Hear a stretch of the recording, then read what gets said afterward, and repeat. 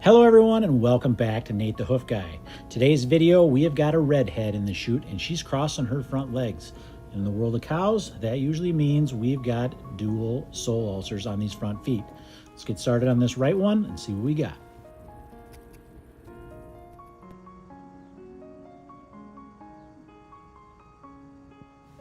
When it comes to sole ulcers on front feet, they're almost always going to be on the medial, and that's the same case as we've got going on here. We're going to have to remove this overgrowth here, and underneath, we'll uncover that thing.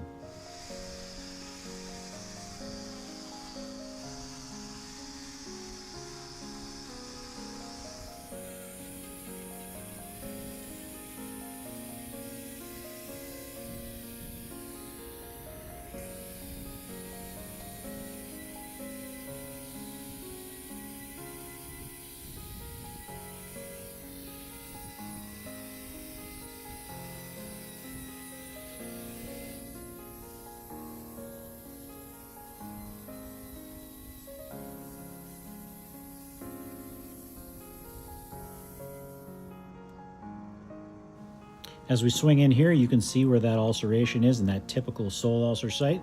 So we've got some loose horn here and double sole. We're going to have to remove that to expose that lesion.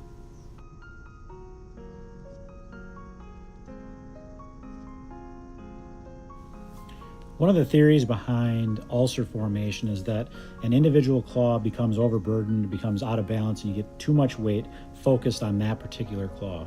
And that's what then would form an ulcer. And what we see here would tend to make that seem true, right? We had a lot of buildup on that claw compared to that lateral claw. But the one problem with that is that that's not a typical growth pattern for a cow's foot. What usually happens on a normal foot is that the toe becomes elongated. Most of the pressure and wear is focused toward the heel of the foot. So when we trim a cow, a normal cow that doesn't have any problems, we tend to remove very little toward the heel and most of it toward the toe section. That's the complete opposite of what we see when we have an ulcer situation. We end up with a lot of growth at the heel and not much toward the toe. And so what I think actually happens is sometimes we mistake what a symptom, which is this thickening of the heel, as the cause of an ulcer, when in actuality it's just that, it's a symptom. We get trauma inside that foot that causes her to, number one, put less weight on the heel of her foot where that ulcer is, focus more of that toward the toe, which is why we get more wear at the toe and less wear at the heel, which is why that sole begins to thicken. As well as we know that horn production increases as a result of trauma. So we have both of those things combined that cause that appearance of extra horn at that heel site. So, but we look at it and we say, well, obviously there's overgrowth here. There's an ulcer underneath. That overgrowth must have caused that ulcer. But anyway, so regardless, what we need to do here is remove all of this loose horn from around that lesion now that it's there to get it to heal. And once we get that taken care of, that ulceration, now we get the angles correct in that foot again, that should remove these pressures in that are causing that ulcer, and that should heal up nicely as long as we can get the loose horn away and get a block on that other claw to give it some rest.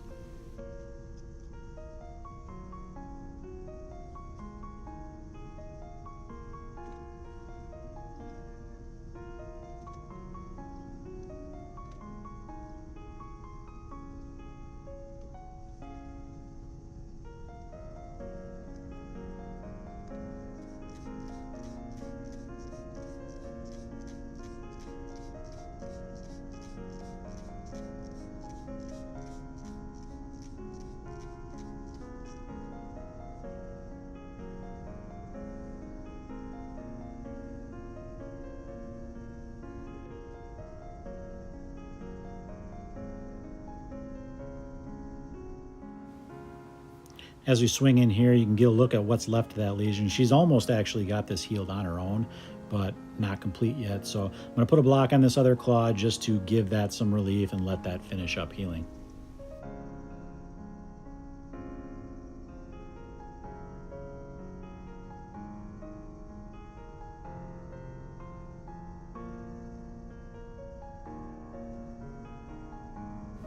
Another thing to think about when it comes to that theory we were talking about earlier about ulcer formation is how we actually treat a foot to heal an ulcer. We actually take all of the weight we can and isolate it on the other claw to get that claw to heal. That in itself, that theory or that therapeutic approach to healing a lesion should tell us that it won't necessarily cause an ulcer, because we do that all the time to heal ulcers. Because these cows spend almost all their time on pasture, dermatitis is really not a concern on this farm, so I'm just going to give this foot a quick spray and I'm going to put it down without a wrap.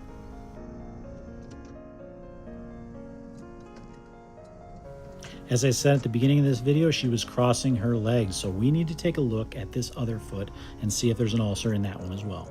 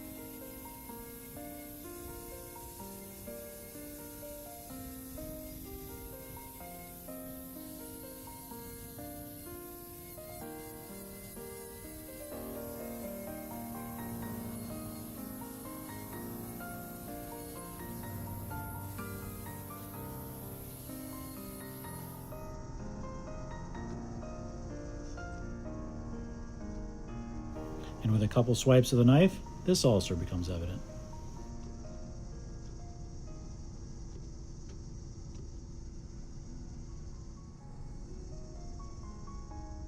Now, while that first ulcer was mostly healed, this one is not. This one's very fresh and new, so it's going to be much more difficult, much trickier to work around this lesion than it was that first one.